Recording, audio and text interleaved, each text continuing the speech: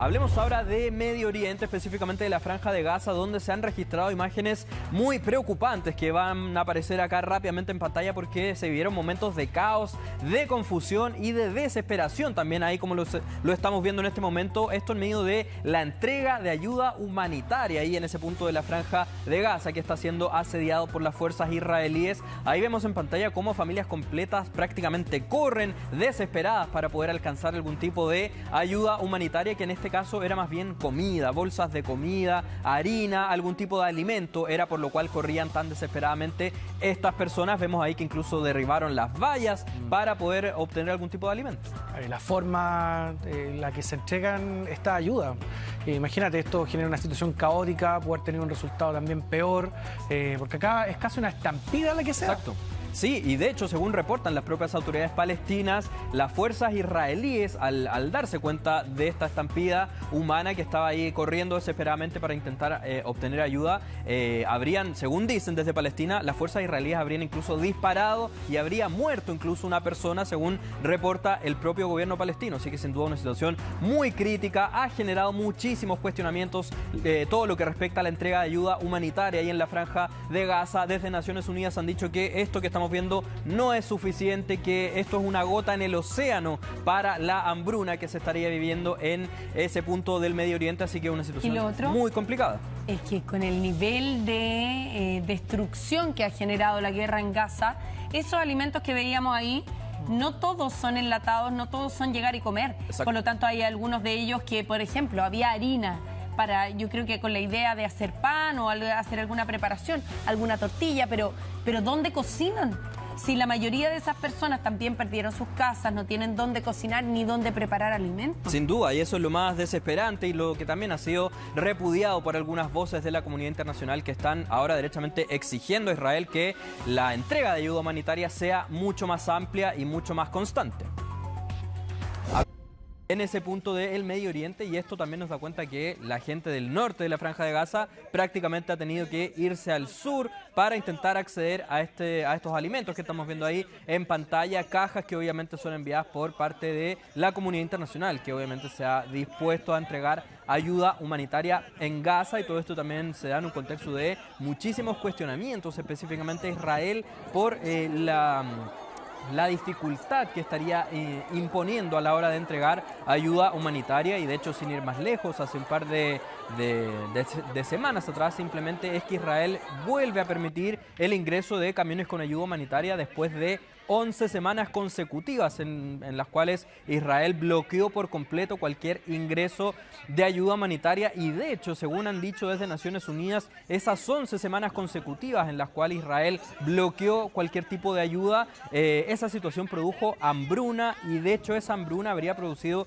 la muerte de muchas personas ahí en la Franja de Gaza. Así que sin duda una situación desesperante, preocupante, lamentable también la que se continúa registrando en este punto ahí del Medio Oriente tan complicado. Todo esto se da en el contexto, recordemos, de la guerra que está llevando adelante Israel en contra de la agrupación islamita Hamas, pero Israel en los últimos días ha intensificado sus operaciones ahí en la Franja de Gaza, operaciones tanto terrestres como incluso aéreas. Y de hecho es el propio primer ministro de Israel, Benjamín Netanyahu, quien ha reconocido que la intención que tiene Israel ahora es tomar el control total de la Franja de Gaza para así otorgarle la seguridad que, según Israel, ellos son capaces de brindarle ahí a los habitantes de este punto tan complicado del Medio Oriente. Claro, y aquí decíamos también, primero, no existe la cantidad adecuada para la población que queda ahí. Exacto. Cuando uno ve estas imágenes de la gente peleándose por recibir ayuda, queda la sensación de que no hay ni siquiera una organización para poder entregarles esa ayuda y que esa ayuda es insuficiente. Sí. Y por otro lado, cuando uno ve la caja que les entregaban, ve alimentos que no todos están llegar y consumir. Claro. Y también nos preguntamos en qué condiciones podrían cocinar esos alimentos, entendiendo con la destrucción que hay en Gaza. Me gustaría agregar una información que se ha conocido ahora y que tiene que ver con la decisión del gobierno de Chile de retirar a los agregados militares de Tel Aviv. Y esto sería un paso previo al rompimiento de relaciones con Israel. Esto como una medida también de reacción frente al conflicto, ¿no? Sí. Esto ya se hizo a través de un anuncio oficial del gobierno de Chile, donde a través de un comunicado que estamos viendo aquí, el gobierno de Chile informa que el día de hoy nuestra embajada en Israel ha notificado a las autoridades de ese país el retiro de los agregados militares de defensa y aéreo, quienes se encontraban desempeñando funciones en nuestra misión en Tel Aviv. La decisión, coordinada por los Ministerios de Relaciones Exteriores y Defensa, obedece a la gravísima situación humanitaria que vive hoy la población palestina que está en la Franja de Gaza, en el lugar donde estábamos viendo las imágenes, producto de la desproporcionada e indiscriminada operación militar del ejército de Israel, así como por los constantes obstáculos para permitir el ingreso de ayuda al citado territorio palestino. El gobierno de Chile demanda a Israel cesar su operación militar en el territorio palestino ocupado, permitir el ingreso de ayuda humanitaria y respetar el derecho internacional y el derecho internacional humanitario también. Aquí lo que se busca con esto también, no somos el único país que está tomando este tipo de medidas, es presionar, ¿no?, a Israel a que por lo menos haya algún tipo de asistencia humanitaria. Sin duda, y esta también viene siendo una medida muy significativa diplomáticamente hablando, ya que comience el retiro de algunos agregados que estaban dispuestos en Tel Aviv, en Israel. Y claro, esto incluso podría llegar a ser el paso previo a un rompimiento ya más directo de relaciones desde Chile con Israel. Esperemos qué es lo que dicen las autoridades de Chile en las próximas horas, en los próximos minutos, puesto que este comunicado que acabamos de leer es la única información que se ha otorgado respecto a este tema tan complejo, y esta medida también, Karina, llega a ratificar y a sumarse también a los múltiples cuestionamientos que ha emitido el propio presidente de Chile, Gabriel Boric, en contra del actuar tan desproporcionado, como él mismo lo ha calificado, de Israel en la Franja de Gaza. Y de hecho, sin ir más lejos, es el propio presidente Boric quien hace unos días atrás habló de que Israel estaría realizando una operación de limpieza étnica. Ese fue el término que utilizó el mandatario chileno para condenar y para cuestionar abiertamente